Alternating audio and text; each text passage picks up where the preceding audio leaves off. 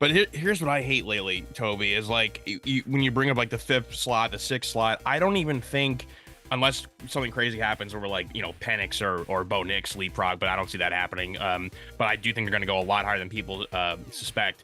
It's we're at this point now where drafts, it's just going to be a run of quarterbacks to start the draft. Like there's no more like, oh, the premier left tackle, the premier skill position guy. Like you really can't in this draft find a better group of receivers like ever. And Marvin, you could say what you want. A lot of people now want to say Neighbors the best one. I personally like Adunze the most. He is like Devontae Adams 2.0.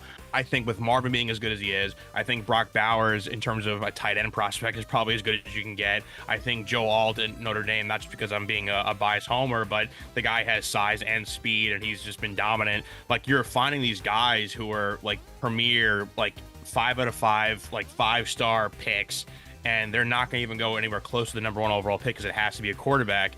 And I'm not saying the quarterbacks don't deserve to go 1, 2, 3, 4, but I think that there's like, we went from J.J. McCarthy not even being a first-round pick and Jaden Daniels not even on people's boards in the preseason to all of a sudden they have to go top 4. I just don't get why we're in this era of like forcing these quarterbacks to go this high, and it's kind of ruining drafts. It's kind of ruining team strategies because now you're forcing teams to give up a boatload of picks for the future and to trade up for that spot. So I hope that, like, I think what we kind of need is like if these 4 quarterbacks go 1 through 4, if 3 out of 4 of them bust, then teams will start like kind of reeling back and go, okay, we're going to stop doing this, because the trend lately has been there's been more bust than more proven commodities. Yeah. So that's the only way we're really to fix this. And I'm not rooting for guys to stink, but it's kind of ruining the draft.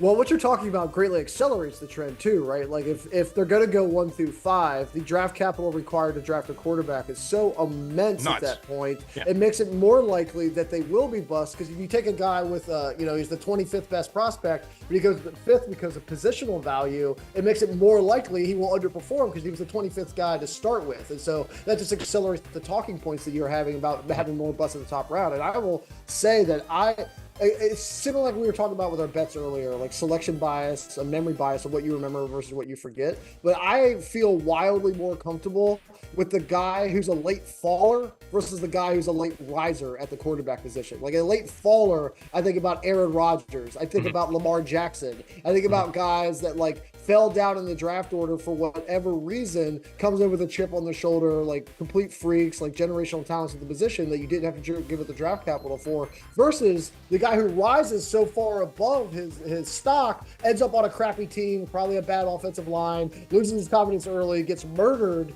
versus the guy who fell into a better position. So like, if you want to talk about narratives, give me strangely the faller over the riser, given what it takes to acquire them.